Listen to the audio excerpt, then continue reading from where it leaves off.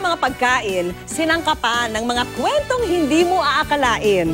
Alamin po natin ang masasarap na kasaysayan ng putahing tampok sa aming hapagkainan. Tinaguri ang Culture Capital of the Philippines. Maraming ipinagmamalaki ang probinsya ng Bulacan. Dito matatagpuan ang ilan sa matatandang simbahan sa bansa. Ito rin ang tahanan ng mga bayaning sina Marcelo at Gregorio del Pilar. At mga alagad ng sining katulad ni Francisco Balagtas at ang skulptor na si Guillermo Tolentino. Pero bakit nga ba mayaman sa kultura at kasaysayan ang Bulacan? Kasi nung araw ang Bulacan ang pinakamayamang bayan next to Manila. We supplied the food. Ang Bulacan had rich lands, tsaka maraming ilog. Kanya maraming mga divergent cultures. Bago pa dumating ang Kastila, flourishing na ang Bulacan. At isa pang maganda sa Bulacan, hindi ka daw magugutom dito. Mula agahan hanggang hapunan, mabubusog ka sa kanilang masasarap na putahe. Isa sa mga paboritong almusal ng mga Bulakenyo ang kakanin na butchi. Yung butchi ng Bulacan, talagang nung araw pa yan, panahon ng bago pa dumating ata ng Kastila yan Yung dumating yung mga inchik na restaurant, marami ng luto silang ina-experiment. Pero ang original butchi, prito. Nung araw kami naglalako niyan parati paghapon. Inspirasyon daw nito ang sesame balls ng mga Chino. Dito raw sa Bulacan, ang pamilya ni Aling Victoria ang pinakasikat na gumagawa nito. Nag-umpisa akong magluto ng kakanin noong 1977. Minana namin ang pagluluto ng butche sa kanununuan pa ng aking ama na si Gregorio de la Cruz na taga-Balayong. Ang butche ay mabibili kahit saan, lalo na dito sa Bulacan, maraming nagluluto ng butche. Pero pag natikman nila yung version namin ng butche na yan, na famous nga dito sa Malolos, Bulacan, gustong-gusto nila kasi kakaiba yung lasa, malambot, pati yung toppings namin. Sinasabi talaga na malinamnam, tama lang yung timpla. Isa raw ito sa mga nakasanayang merienda ng ama ng Katipunan na si Andres Bonifacio. Ngayon po, ituturo ko sa inyo kung paano gumawa ng butche na famous dito sa Malolos, Bulacan. Sa paggawa ng butchi, kailangan lang ng 5 sangkap: munggo, asukal, langka, glutinous rice flour at tubig. Una po, ang munggo, huhugasang mabuti. Pagkatapos, ihuhulog po sa kumukulong tubig. So, hintayin po natin siyang maluto hanggang malabog. So, kailangan po labog na labog siya para walang matigas na makakain dun sa munggo pag nilagyan natin ng asukal. Okay. So, ayan po, luto na.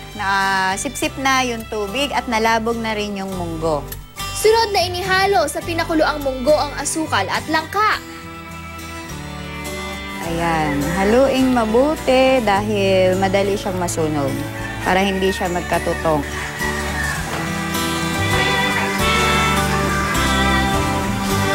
Pagkaluto ng munggo, isinalin ito sa lalagyan para lumamig. Para sa dough, hinaluan ng tubig ang glutinous rice flour. Ipinalaman ang nilutong munggo sa galapong at ibinilog ito.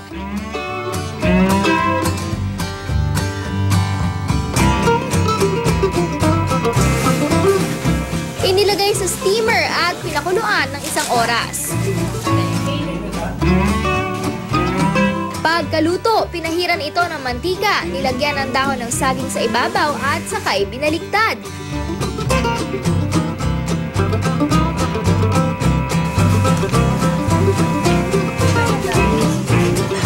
Pagkalagay ng latik, isinalin ulit ito sa steamer at pinatungan ng baga para maluto ang latik.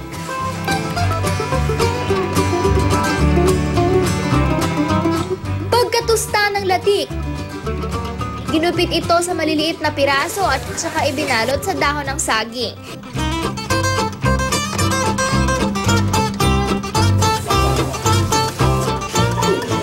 Ito na po ang ating finished finished product na butche na famous sa Malolos, Bulacan. Itinitinda ni Aling Victoria ang butchi sa halagang 100 pesos kada 20 piraso. Ang sarap ng kakaning ito, hindi lang daw usap-usapan sa buong Bulacan, kundi pati na rin sa karatig na lalawigan ng Pampanga. Masarap, tama lang yung tamis at lagkit at di siya nakakaumay kainin. Isa pang tutak Bulakenyo ang all-time favorite na biskwit, ang kamachile. Basta kasi flour galing sa Kastila. Wala tayong flour nung araw. No? Sa unang ginagawa ito sa konvento. No? Yung mga naturuan naman ng mga fraile, yung mga kusinero natin, tinuro naman yan sa mga bakery. Late ang bakery sa Pilipinas. Pero yung kamachile, dala nila from Mexico yun.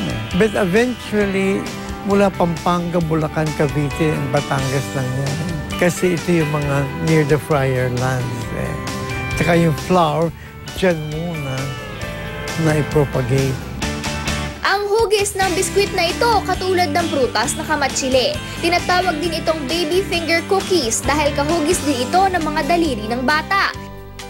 Sa mga gustong makatikim ng kamachile, bisitahin ang bakery na ito sa Baliwag, Bulacan. Yung recipe ng kamachile na ginagamit namin ngayon, according sa father ko, galing siya sa father niya, sa lolo ko. Yung lolo ko ang nagturo sa kanya para makagawa siya ng kamachili na cookie. Taong 1968 pa raw nagsimulang gumawa ng kamachile sina Emerson. Hanggang ngayon, hindi pa rin daw nagbabago ang pagluluto nito. Ang paggawa po ng kamachili, ito po ang ating gagawin. Unahin natin yung harina at saka bubutasan natin dito para maihalo yung mga ingredients. Sunod na inilagay ang asukal, baker's ammonia, baking powder, unsalted butter, pula ng itlog at vanilla.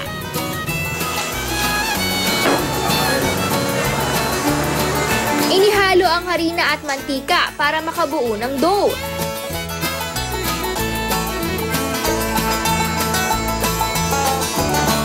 Pinilas ang ilang bahagi ng dough, pinahaba at hiniwa sa maliliit na piraso. Pinanipis ito gamit ang 3 daliri para maging korteng kamachile. Isinalang ang mga ito sa pugon sa loob ng 15 minuto.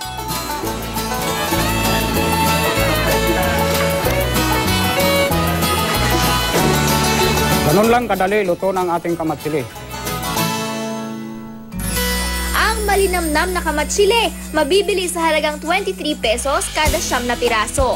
Perfect ka-partner ng kape. Paborito rin daw ito ni dating Pangulong Manuel Quezon. Yung kamachili po, manamis-namis po na lasang gatas. Kung ulam naman ang pag-uusapan, isa rin sa ipinagmamalaki ng mga taga-Bulacan ang mga putaheng sinangkapan ng alimango.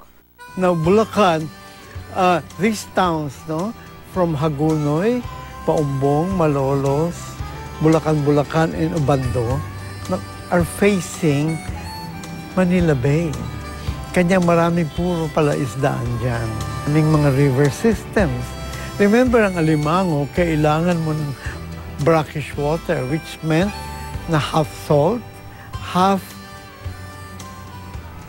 dalisay na tubig, ika nga. Isa sa paboritong lutuin ng mga Bulakenyo ang sinigang na alimango sa bayabas. In Bulacan kasi maraming klaseng sinigang. Basta sour fruit, ginagawang sinigang. Si Aling Patricia, bihasa raw sa pagluluto ng putahing ito. Ang recipe nito naman na raw niya sa kanyang amo na mula sa isa sa mga pinakamayayamang angkan noon sa Malolos. Okay, diba? Sa pagluluto ng sinigang na alimango sa bayabas, kailangan ng bayabas, sibuyas, luya, paminta, asin, hugas bigas, alimango at kangkong. Magluluto po tayo ng sinigang sa bayabas na alimango. Unang gagawin natin ay ang tubig, hugas ng bigas. Bubos natin sa palayok. Sunod na inilagay ang bayabas, sibuyas, luya at paminta. Pagkatapos ay inilagay ang alimango.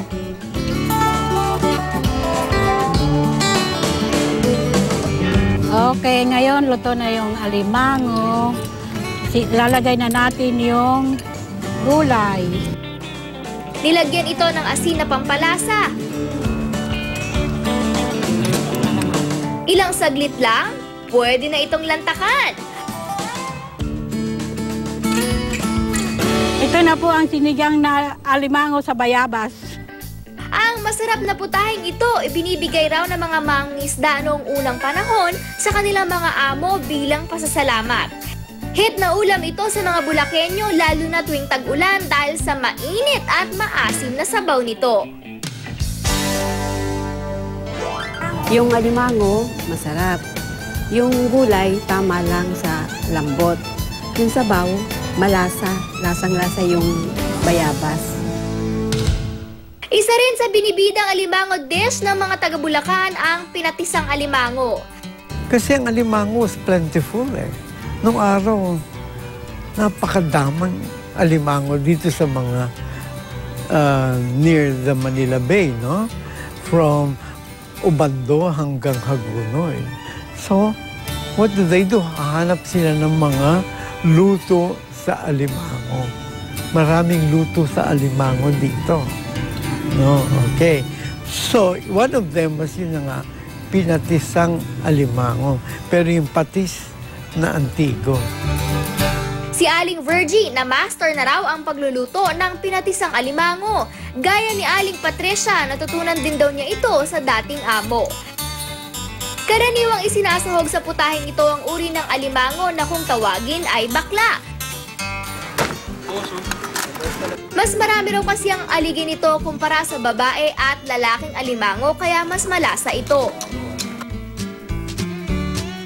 Ang gagawin naman po natin ngayon ay ang pinatisang alimango. Ang una po natin gagawin ay magpakulo ng tubig at patis. Pagkakulo, iniligay ang luya at bawang. Idinagdag ang alimango. Nang medyo pumula na ito, isinalang ang pandan na pampabango. Ngayon, luto na po ang ating alimango.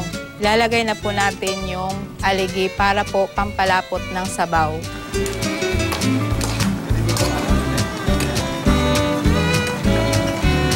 Ito na po ang ating pinatisang alimango. Ang tradisyonal na lutuing ito sa Bulacan, paborito raw ng lakambini ng Katipunan na si Gregoria de Jesus.